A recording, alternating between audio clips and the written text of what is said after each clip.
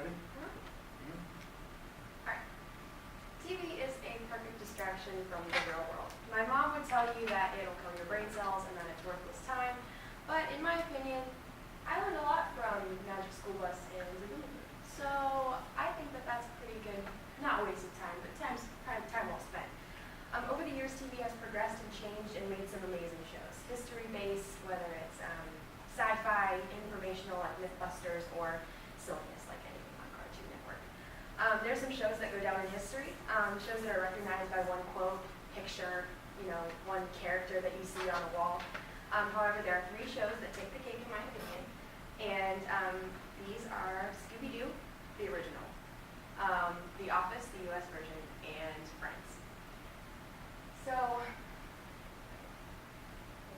all black, which I was very concerned about. I feel like they're not a lot of fun because Scooby-Doo has so much color. It was made in the 1970s, actually 1969 was the first air date. There's 2 seasons and it only went for 1 year, the very original shows, the ones that you see here like Scooby-Doo, Where Are You? It was made by Hanna-Barbera production company, and it was broadcasted on Cartoon Network and Boomerang.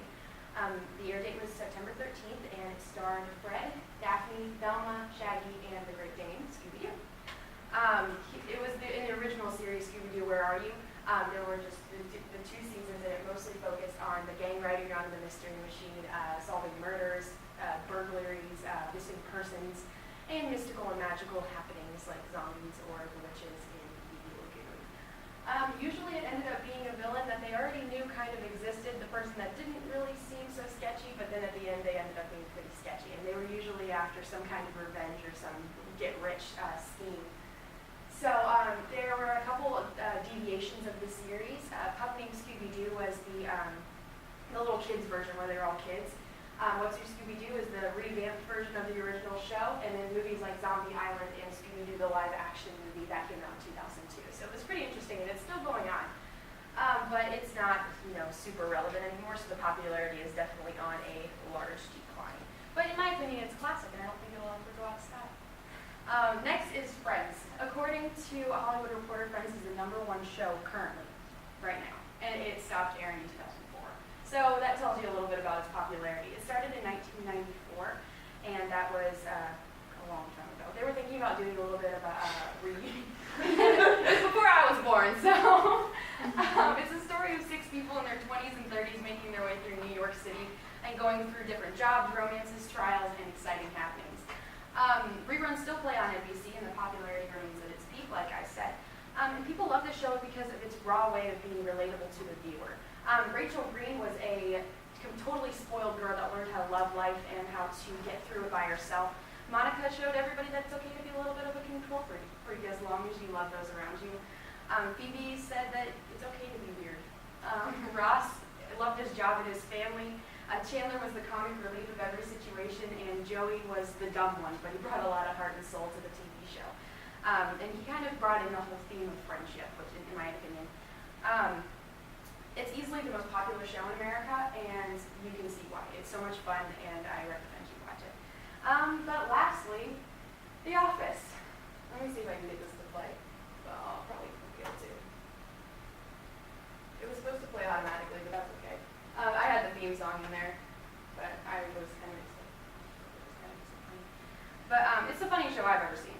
I absolutely love it. I actually just finished it this past summer, so it was my first time being able to go through all of it, and it's interesting to see how the show progresses through technology and through different mannerisms and phrases that were popular back in 2005 when the show started. There was a UK version that they took it off, created by Ricky Gervais, or how do you pronounce his last name. It's about a small paper company in Scranton, Pennsylvania called Dunder Mifflin, and paper is obviously on the decline. Not a lot of people want to buy it, so it's kind of the ups and downs of the company and how it changes and progresses throughout time.